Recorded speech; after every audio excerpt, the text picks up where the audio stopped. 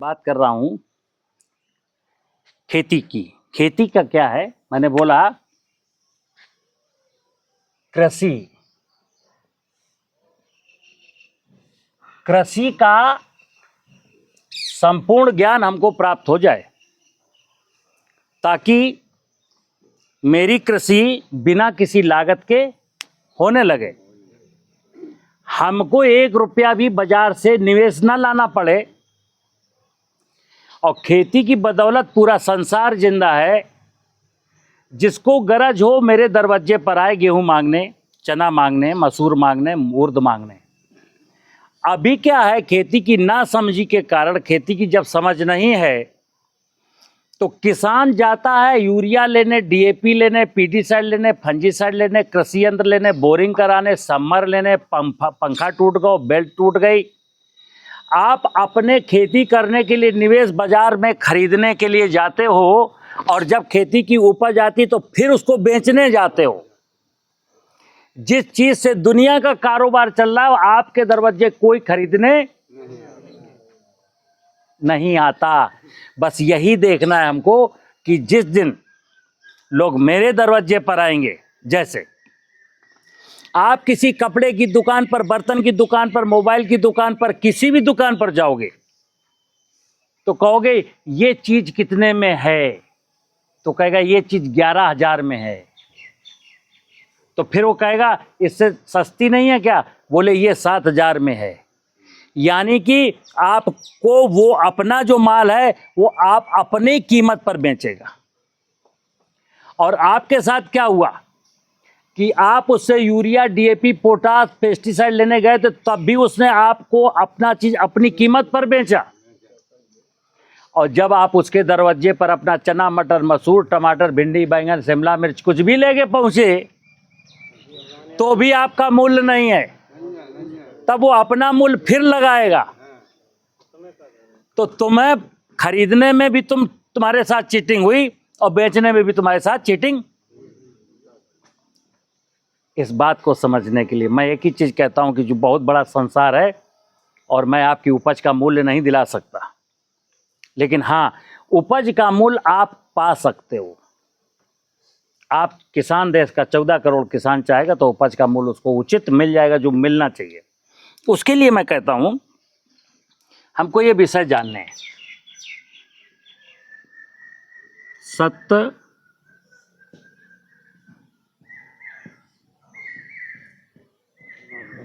सनातन,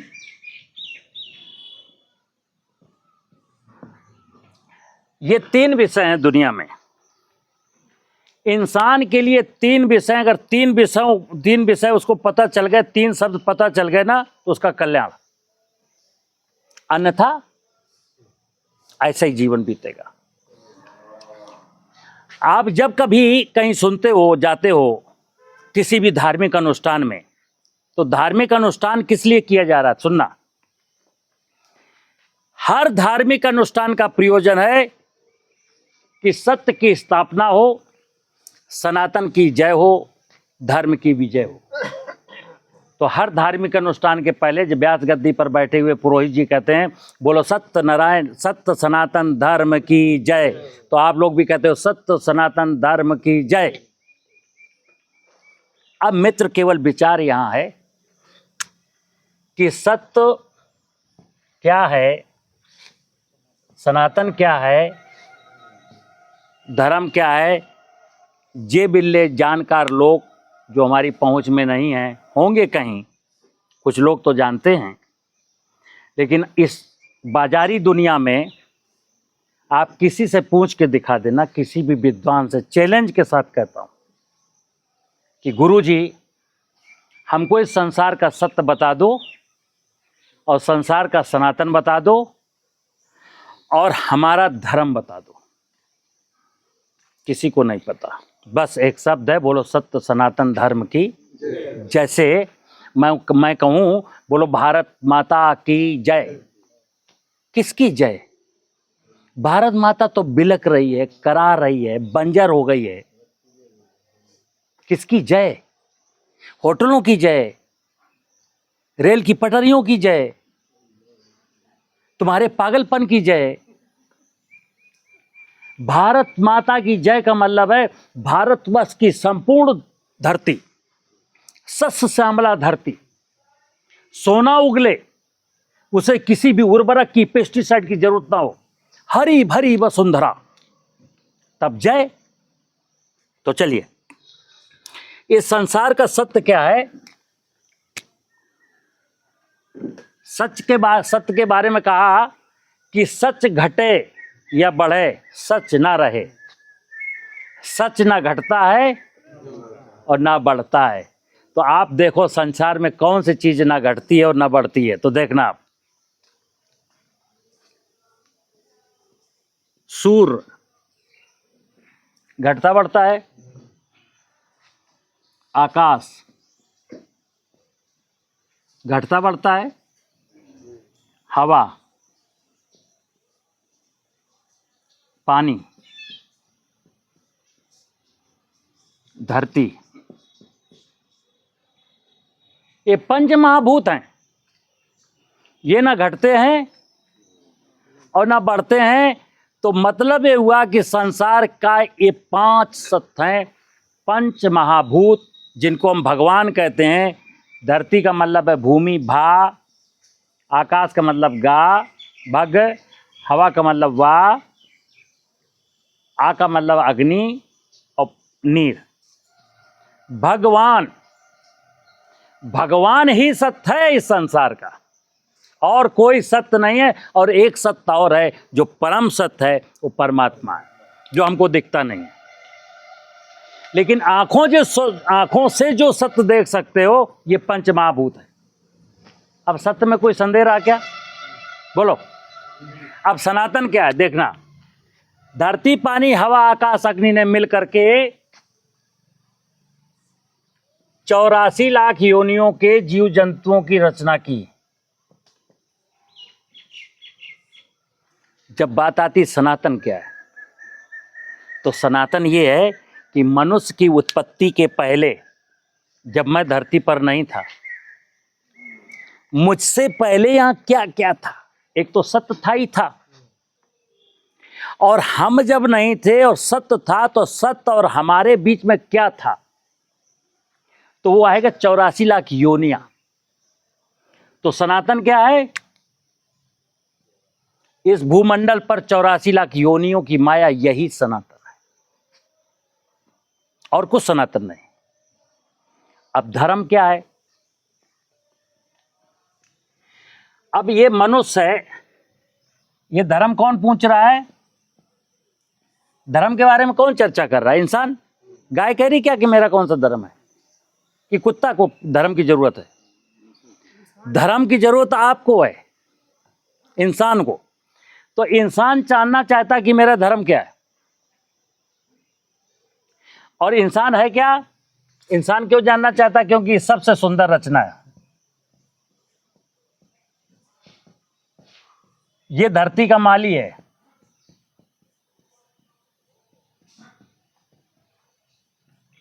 ये ज्ञानावतार है,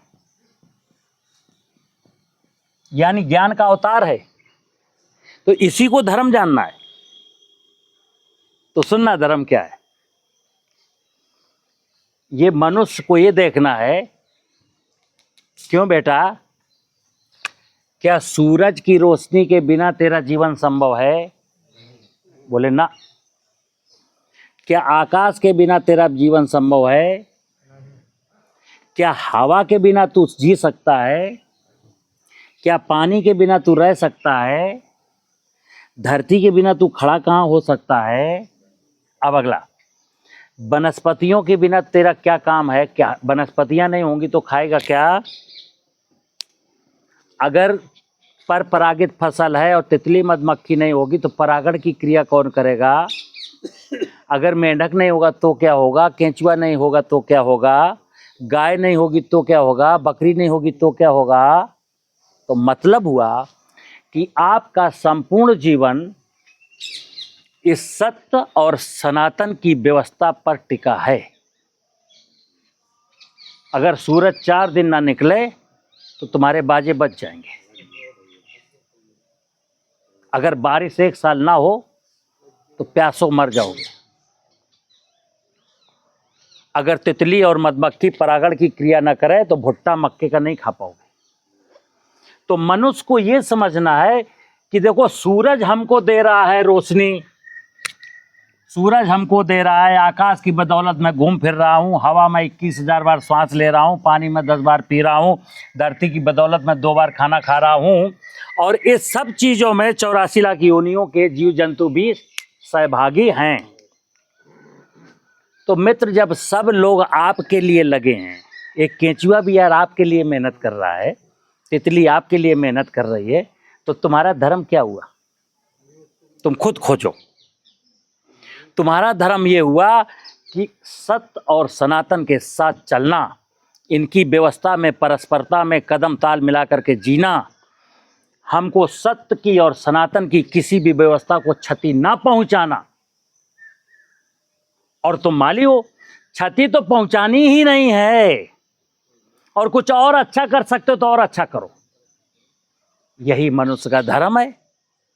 अब जाने अनजाने यही सत्यनारायण की कथा है। सत्यनारायण की कथा क्या है? हम नर हैं, नारायण सत्य है, और नर से नारायण की ओर जाना है। तो नारायण कैसे बनोगे? जब तक आप अपने कर्तव्यों का निर्वहन नहीं करोगे, नारायण आपको शरण नहीं देगा। तो परमात्मा के चरणों में अगर थोड़ा सा 2 मिनट का शरण मांगनी है, अगर उससे कोई अनुकंपा मांगनी है, तो परमात्मा ने एक ही चीज़ कही है कि हे पुत्र, मैंने तो तुझे ज्ञानावतार के रूप पर प्रस्तुत ही किया था, मैंने तो कहा ही था तू इस बगिया का माली है, लेकिन तूने क्या किया? तूने ये किया, यहाँ तो बागवां खुद ही बहारें लूट लेते हैं। यहाँ तो बागवां खुद ही बहारें लूट लेते हैं, रखे जो सुरखरू गुलशन कोई माली नहीं मिलता। इस धरती पर अब कोई माली नहीं बचा, भगवान ऐसा देख रहा है। और जो माली मिलता है उसको प्रभु अपने चरणों में शरण देते हैं। इतनी सी मित्र खेती है, बिना सूरज के फोटोसिंथेसिस नहीं होगा, बिना आकाश के फसल ऊपर, ये पेड़ ऊपर कैसे जा रहा है यूकेलिप्टस का? बिना हवा ये हमको दे रहा है, बिना पानी के वनस्पति का जीवन नहीं है, मेरा जीवन नहीं है। और धरती में खड़ा है, धरती में मैं खड़ा हूं। और फिर ढेर सारी 84 लाख योनियों। एक छोटा सा मच्छर भी, साइंस ने कहा मच्छर मनुष्य का दुश्मन है,